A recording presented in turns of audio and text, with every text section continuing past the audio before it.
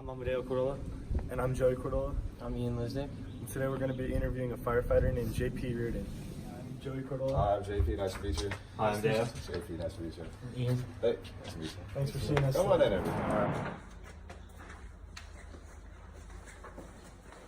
Do you think it was hard work or luck that got you to where you are today?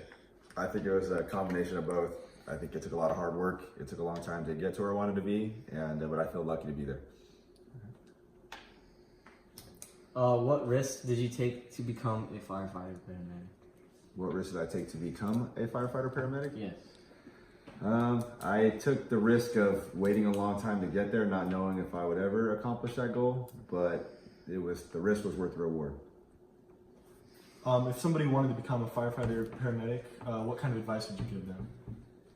Determination to not give up. If they decide they want it, don't let the noise distract them, because people will tell them it's too competitive, or it takes too long, or it's too hard. But I think if you want anything bad enough, it takes hard work, and if you get it, then it's worth it.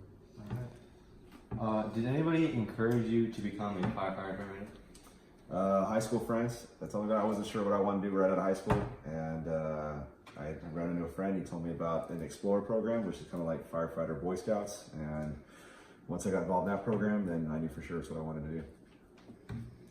Did you have any small failures along the way? Yeah, definitely. I probably took across Nevada, Arizona, and California like 35 fire department tests. Failed some written tests, failed some interviews, or just didn't get selected. And then eventually took LA cities and LA counties around the same time and got 2 job offers from both, and went with LA County. Where would I be able to find more information if I did want to become a firefighter? The internet is firecareers.com is a website that posts most fire department jobs that are being listed, and that's one place to start. And then College of the Canyons, they have a fire technology program, and getting involved in that program is another way. Is there a certain part of your personality that best fits this career? If so, what part? I think I'm social, so I enjoy talking to people, and then I enjoy helping people, and so that's helping people is my favorite part. What is the hardest part of your job? The uncertainty. You never know what call it's going to be when the bell goes off, so just being mentally prepared for anything that can come your way can be tough. And then the aftermath, a lot of emotion with family. You know, people pass away. People's lives change in an instance, and they expect us to solve their problems, and we have to do it with a smile on our face and not bring that pain and emotion home. Yeah. Is that something that you like, not knowing exactly what it's going to be instead of having like a set career? Definitely, I like the variety. Yeah, very much. Yeah. Okay. What type of education is needed if you wanted to become a firefighter? It depends on the department, but the minimum usually is just a high school education and a driver's license. That's kind of the minimum where it all starts. From there, it grows to maybe having your EMT certificate. How long does it take to get one of those? An EMT certificate is about a semester. I think it's like a college semester. There is some condensed, faster programs that are offered privately, but the most basic would be like go to COC, 1 semester EMT. After that might be another semester getting your firefighter 1. It's an academy you go through, and they put you through a bunch of hands-on training and classes. Yep. Did anybody discourage you from becoming a firefighter paramedic, or did anybody pressure you to become or to do a different career? Plenty of people told me to dissuade me from becoming a firefighter, saying it was too competitive or they had tried, and usually I just chalk it up to laziness. Usually people that couldn't do something were just too lazy to try.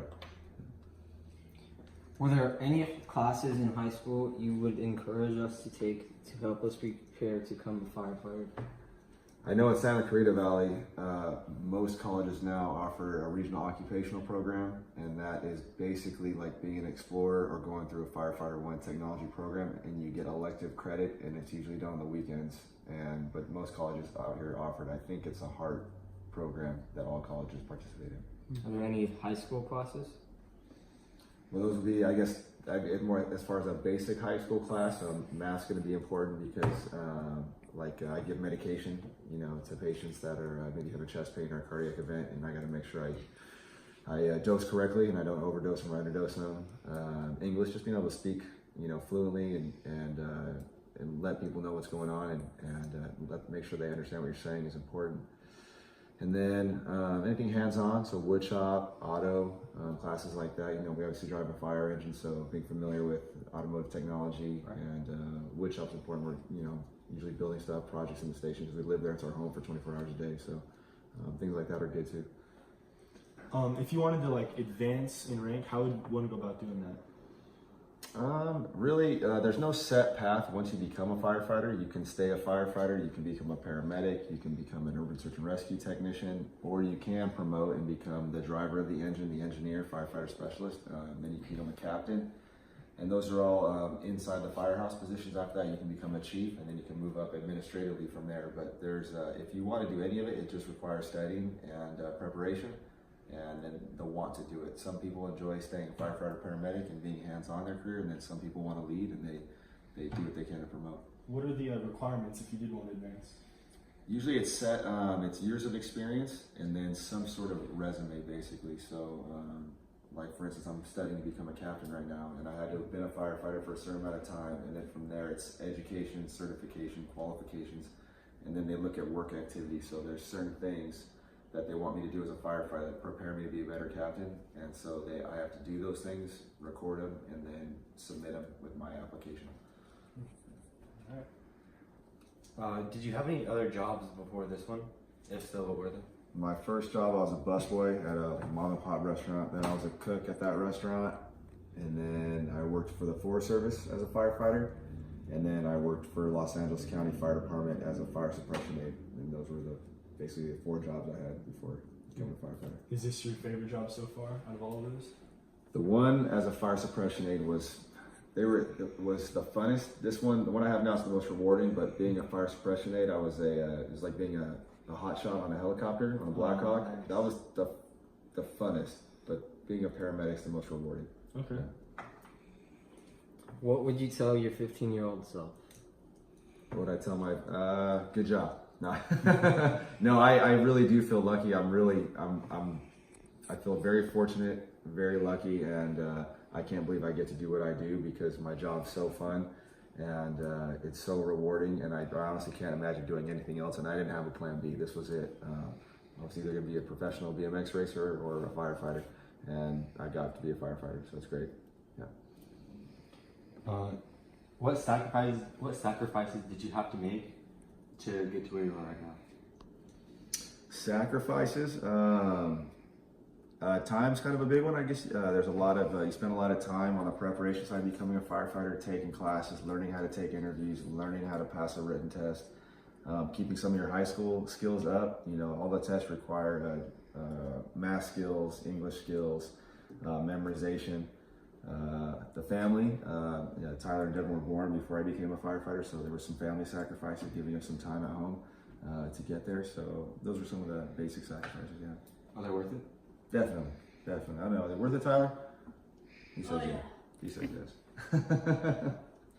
Would you consider this just work or your life's work? I think it's my life's work, yeah, definitely. I don't feel like it's just work. I don't wake up sad to go to work. I'm usually excited, and because of that variety, and because I live at that firehouse, I have a second family that lives there, so I'm always happy to see them as well. Are there any questions that maybe I didn't ask that you commonly get asked as a firefighter? Sometimes I'll ask, do I like going to fires and why? And I always say yes. And I think anything that you train hard to do, you want to go do it and use those skills. And so I do enjoy going to fires, and that always seems weird to people. Why would you want to go to fires? And I think it's just because you're trained for it and you want to do a good job. It's the same reason when someone calls 911 medically, I want to go help them. I feel sad for them that they're going through it, but I want to be the one to go help them. All right. That's it. Well, thank you for your time. You're I welcome. appreciate it. Good luck, you guys. Thank you.